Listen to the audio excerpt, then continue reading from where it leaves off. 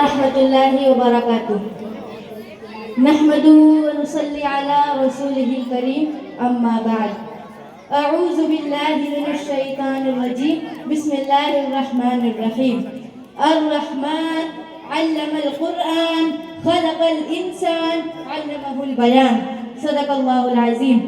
وہ رحمان ہے کائنات کا سلطان ہے، وہ رحمان ہے کائنات کا سلطان ہے، اس کی قدرت کی گواہی دے رہا ہر انسان ہے کہ قرآن اس کا معجزہ، بیان اس کی عطا، کہ قرآن اس کا معجزہ، بیان اس کی عطا۔ مان لو سامعین وہ قدرت کا واحد نگہبان ہے۔ صدرتی وقار آج میں اس کلام کی طرف لے کر آئی ہوں جو مردہ دلوں کو زندہ کر دیتا ہے۔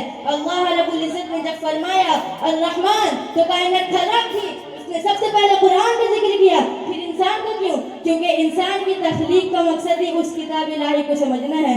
اس نے تمہیں بیان کی طاقت دی تاکہ تم حق اور باطل کے درمیان ایک لکیر کھینچ سکو۔ سامعین محترم ذرا نگاہ اٹھا کر فلک کی بلندیوں کو دیکھو، سورج اور چاند ایک سیکنڈ کی تاخیر کے بغیر اپنے مدار میں گردش کر رہے ہیں، ستارے اور درخت اس کے سامنے سجدہ ریز ہیں۔ اللہ نے آسمان کو بلند کرنے کے لیے ایک میزان یعنی ترازو قائم کر دیا۔ پھر اس پر قرآن فرماتا ہے وَالسَّمَاءَ رَفَعَهَا وَوَضَعَ الْمِيزَانَ He raised the heaven and set up the balance, so do not transgress within the balance۔ اے انسان جب پوری کائنات اس کے قانون کی پابند ہے تو کون ہوتا ہے اس کے ترازو کو توڑنے والا؟ تو کیوں اپنی زندگی میں ناانصافی اور بغاوت لاتا ہے؟ یاد رکھو کائنات کا توازن اللہ کی اطاعت میں ہے۔ اللہ فرماتا ہے کہ میں نے تمہارے لیے زمین بچھائی، میٹھے پھل، خوشبودار غلہ اور کھجور کے باغات پیدا کیے، تم مٹی کے پتلے ہو اور جنات آپ کے شعلے ہیں۔ پھر وہ کائنات کا سب سے بڑا سوال کرتا ہے، وہ سوال جو ایک للکار بول کر 31 مرتبہ گونجتا ہے فَبِأَيِّ آلَاءِ رَبِّكُمَا تُكَذِّبَانِ۔ وہ رب جو مشرقوں اور دو مغربوں کا مالک ہے، اس نے میٹھے اور کڑوے سمندر کو ایسے جوڑا کہ ان کے درمیان ایک آگ کی آڑ رکھ دی۔ پھر وہ فرماتا ہے مَرَجَ الْبَحْرَيْنِ يَلْتَقِيَانِ بَيْنَهُمَا بَرْزَخٌ لَا يَبْغِيَانِ۔ Two seas flow side by side, yet there is a barrier between them that they do not cross۔ بتاؤ کیا تم اس کی اس کاریگری کو جھٹلا سکتے ہو؟ کیا تمہاری سائنس اور تمہاری عقل اس خالق کا مقابلہ کر سکتی ہے؟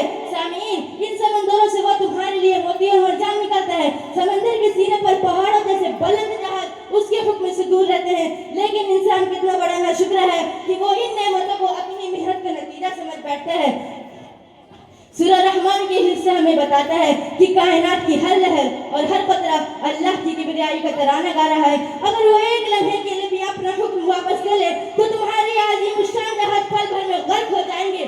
اب ذرا ٹھہرو اور اس حقیقت کا سامنا کرو جس سے تم بھاگتے ہو۔ اللہ فرماتا ہے سب مٹ جائے گا، سب فنا ہو جائے گا، اور تمہاری دولت، تمہاری طاقت، تمہاری عقل سب فنا ہونے والی ہے۔ پھر اس پر قرآن فرماتا ہے کل من علیہا فان ویبقی وجہ ربک ذو الجلال والاکرام۔ All the earth will perish but the face of Lord will remain full of majesty and honor۔ لوگوں اس دن کو یاد کرو جب آسمان پھٹ کر لال چمڑی کی طرح دہک اٹھے گا، جب گنہگاروں کو ان کی پیشانیاں اور ان کے قدموں سے پکڑ کر جہنم کی آگ میں جھونک دیے جائیں گے۔ یہ رحمان کا جلال ہے جو نافرمانی کے لیے قہر بن جائے گا۔ سامعین سورہ رحمان کے حصے ہمیں ڈراتا نہیں، وہ نوازتا بھی ہے۔ وہ کہتا ہے جو اپنے رب کے سامنے کھڑے ہونے کے تصور سے ڈر گیا اس کے لیے 2 جنتیں ہیں، ایسے باغات جہاں سونا ہے، جہاں ریشم کی بستر ہے، جہاں یاقوت مرجان جیسے پھولے ہیں۔ پھر اس پر اللہ سوال کرتا ہے ہل جزاء الاحسان الا الاحسان۔ کیا نیکی کا بدلہ نیکی کی سوا کچھ اور ہو سکتا ہے؟ اگر تم نے دنیا کی چند روزہ زندگی میں رحمان کی بندگی کی تو وہ تمہیں ایسی ابدی بادشاہت عطا کرے گا کہ فرشتے بھی تمہارے رتبے پر رشک کریں گے۔ اب سورہ رحمان کے اختتام ہم اس عظیم جملے سے کرتے ہیں، یعنی قرآن فرماتا ہے تبارک اسم ربک ذی الجلال والاکرام۔ برکت تمہارے رب کا نام جو جلال والا بھی ہے اور اکرام والا بھی ہے۔ آج اس تقریر کا خلاصہ یہ ہے کہ سورہ رحمان ہمیں باغی سے بندہ بنانے آئی ہے۔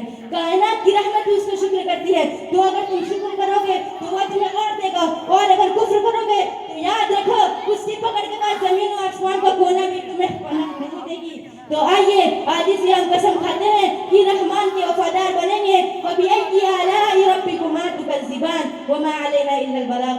السلام علیکم ورحمۃ اللہ وبرکاتہ۔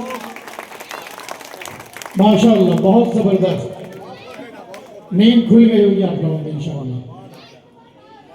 اب میں کاکا شاہ پروین کو